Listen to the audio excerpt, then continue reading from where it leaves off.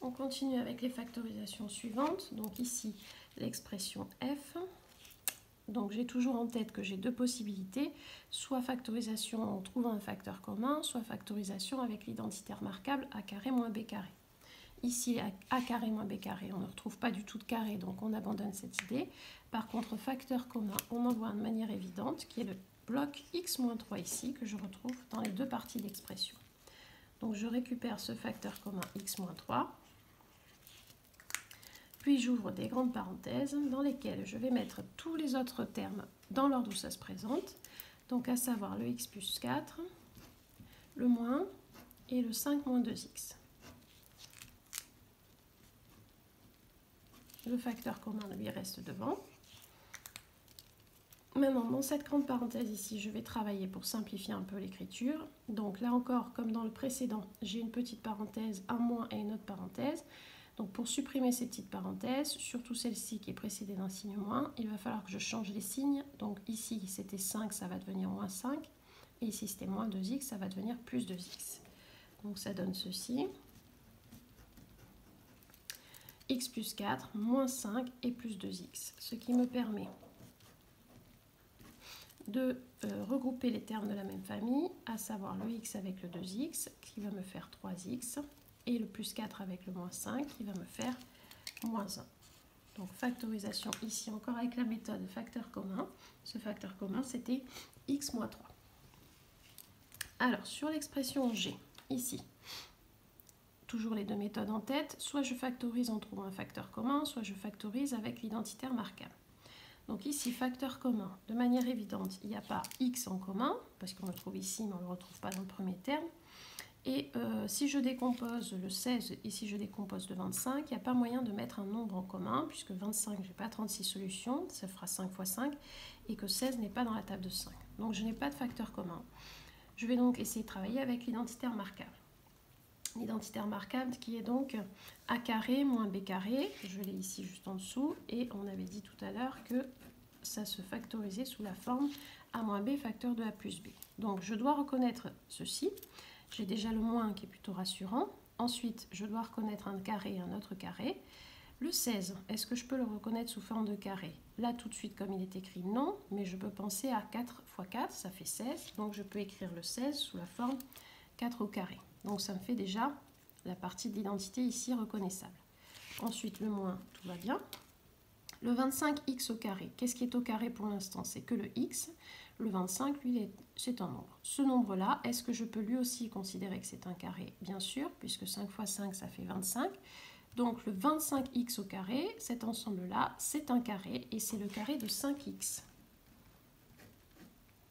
Puisque 5x fois 5x, ça fait 25x au carré. Et le fait de mettre les petites parenthèses autour du 5x, ça veut dire donc qui est au carré le x, mais à la fois le 5. Donc, je reconnais mieux l'identité qui est écrite ici, avec le a qui vaut 4 et le b qui vaut 5x. Donc, ça va me permettre de factoriser. Je prépare ici l'ossature de ma factorisation. Donc, le produit avec les parenthèses. Dans une parenthèse, un moins, dans l'autre parenthèse, un plus. Vous savez qu'on peut permuter éventuellement, ce n'est pas un problème. Et je n'ai plus qu'à remplir les trous, mettre le A, le B, le A et le B. Donc le A, on a dit 4, le B, on a dit 5x. Donc voilà le A moins B. Et même chose de l'autre côté, le A, on a dit 4, le B, on a dit 5x. Donc 4 moins 5x facteur de 4 plus 5x, c'est la factorisation de l'expression 16 moins 25x au carré. On continue ici. Donc sur la question 5, il y avait des factorisations encore de ce style-là. Donc même chose, ici, on essaie de reconnaître cette identité-là. Pour l'instant, on voit un carré, mais qui ne concerne que le A. Le 25, ce n'est pas un carré, sauf si on l'écrit sous la forme 5 fois 5. Du coup, le 25A au carré, on peut l'écrire 5A, tout ça entre parenthèses au carré. Puisque ici, le carré concerne tout ça. 5 fois 5, ça fait bien 25, et A fois A, ça fait bien 1 au carré. Même chose pour le 9, là on ne voit pas un carré de manière évidente, sauf si on l'écrit sous la forme 3 au carré. 3 au carré, ça fait bien 9. Une fois qu'on l'a écrit comme ça, on reconnaît bien l'identité qui est ici, avec le A qui vaut 5A et le B qui vaut 3. Ce qui fait que je peux préparer l'ossature de ma factorisation, avec un plus d'un côté et un moins de l'autre. Je remplis les trous avec le A et le B. Le A, on a dit c'était 5A, le B, on a dit que c'était 3. Et de même chose de l'autre côté, 5a plus 3. Voilà la factorisation de l'expression 25a au carré moins 9. Pour le g, même chose. Donc, il faut reconnaître l'identité qui est ici. Le a au carré, on le reconnaît très bien. On le laisse. Mais le 100, il faut le voir écrit sous la forme 10 au carré pour mieux reconnaître l'identité qui est ici. 10 fois 10, ça fait bien 100. Donc, je reconnais mon identité remarquable. Je prépare l'ossature de la factorisation. Je remplis les trous ici avec le a ici, le 10, puis le a et le 10. a moins 10 facteur de a plus 10, c'est la factorisation de l'expression a au carré moins 100. Dernière ici avec le h. 36 moins 49a au carré. Alors on a le moins, on a un petit carré ici, mais on ne les a pas ailleurs. Donc on travaille un petit peu sur les nombres. 36, c'est le carré de 6, donc tout va bien. On reconnaît le a au carré. Ensuite, pour le 49, 49 c'est 7 fois 7, donc 7 au carré. Du coup, ici, on peut écrire que 49a au carré, c'est le carré de 7a. On reconnaît bien donc l'identité qui est ici, avec le a qui vaut 6, le b qui vaut 7a.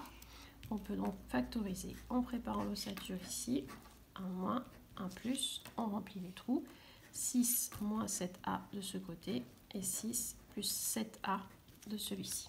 Voilà la factorisation de l'expression 36 moins 49a au carré.